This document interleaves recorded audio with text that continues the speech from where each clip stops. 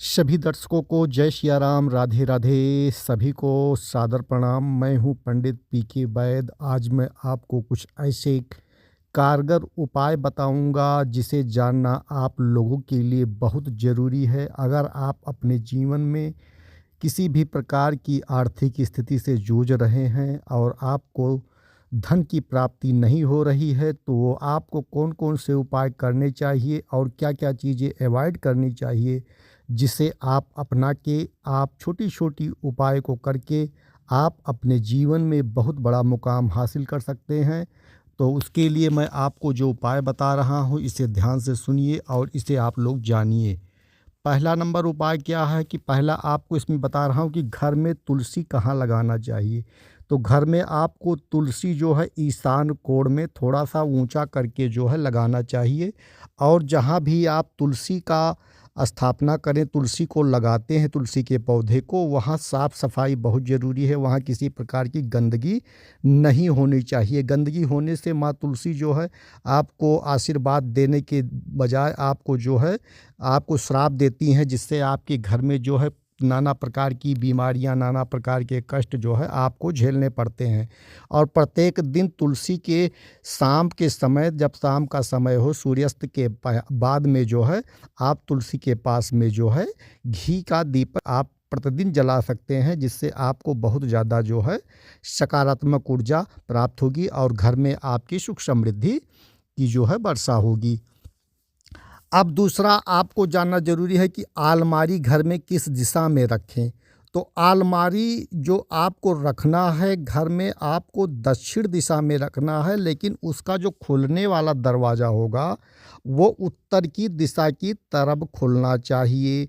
आप दो दिशा में रख सकते हैं, दक्षिण और पश्चिम, लेकिन आपका जो खुलने का दरवाज़ा होगा वो या तो उत्तर दिशा की तरफ खुले, जिसे कुबेर की दिशा बोला जाता है, और या तो पूर्व की दिशा की तरफ खुले, ना कि दक्षिण की तरफ उसका मुंह हो। उत्तर दिशा में रखेंगे तो दक्षिण की तरफ मुंह होगा, और अगर पूरब दिशा में रखेंगे तो पश्चिम की तरफ मुख होगा। तो ये चीज़ें नहीं करना है, आपको दक्षिण दिशा में रखना है और उसका मुख जो है उत्तर दिशा में खुलना चाहिए, और या तो पश्चिम दिशा में रखना है, उसका मुख जो है पूर्व दिशा की तरफ खुलना चाहिए।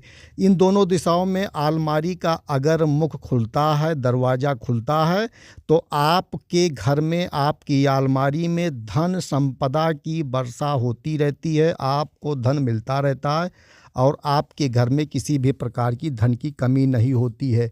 लेकिन यदि आपका मुख जो है अलमारी का दक्षिण दिशा की तरफ खुलता है, तो दक्षिण को यम की दिशा यानी यमराज की दिशा बोला जाता है। तो कितना भी आप पैसा कमा लेंगे, लेकिन आपके घर में धन का संचय नहीं होगा।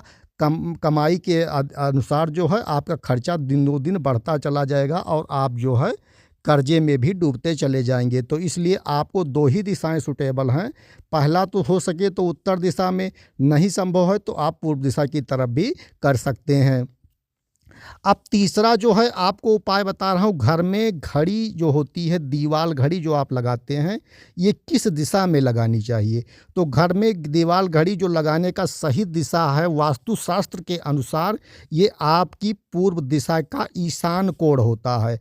अगर आप पूर्व दिशा के ईशान कोण में घड़ी को लगाते हैं तो आपके घर में नाना प्रकार की जो है सुख समृद्धि बढ़ती चली जाएगी और आपके घर में रहने वाले लोग उन्नति करेंगे, विकास करेंगे और 24 घंटा वो अपने विकास के बारे में सोचेंगे। अगर आप पूर्व दिशा ईशान कोण के अलावा कहीं भी लगाते हैं तो इसका आपको नकारात्मक प्रभाव आपके जीवन में देखने को मिलता है। तो इसलिए सही और सूटेबल जगह है, आप ईशान कोण में ही आप घड़ी को लगाएं। अब धन प्राप्ति के लिए जो अचूक उपाय है, इस वीडियो का सबसे मेन टॉपिक है, उसके लिए आपको क्या करना चाहिए मैं आपको उपाय बता रहा हूँ, उसे आप नोट कर लीजिए। और अगर आपको लाभ नहीं होता है तब भी आप हमें बता सकते हैं, बहुत ज़्यादा लाभ आपको देखने को मिलेगा। धन प्राप्ति के लिए अचूक उपाय में आपको क्या करना होगा, इसमें आपको करना होगा शुक्रवार के दिन जो है माँ लक्ष्मी को प्रसन्न करने के लिए श्री सूक्ति का पाठ सुबह और शाम 2 बार आपको करना चाहिए। श्री सूक्ति के पाठ से माँ लक्ष्मी बहुत ज़्यादा प्रसन्न होती हैं। आपके घर में नाना प्रकार की सुख समृद्धि धन की बरखा होने लगती है। तो आप श्री सूक्ति का पाठ शुक्रवार के दिन नियमित करिए। 41 दिन लगातार 41 शुक्रवार तक लगातार पाठ करने से आपको धन की प्राप्ति अवश्य होगी। ये अचूक उपाय है। और आप शुक्रवार के दिन सफ़ेद वस्त्र को धारण करें, अपने आप को स्वस्थ रखें, मुंह को साफ रखें, दांतों को साफ रखें, मैले कपड़े ना पहनें, एक दिन के पहने हुए कपड़े दूसरे दिन ना पहनें। ये उपाय अगर आप करते हैं तो आपके घर में धन धान्य की समृद्धि होती है और आपका पूरा परिवार वैभव और संपदा में फलता फूलता है।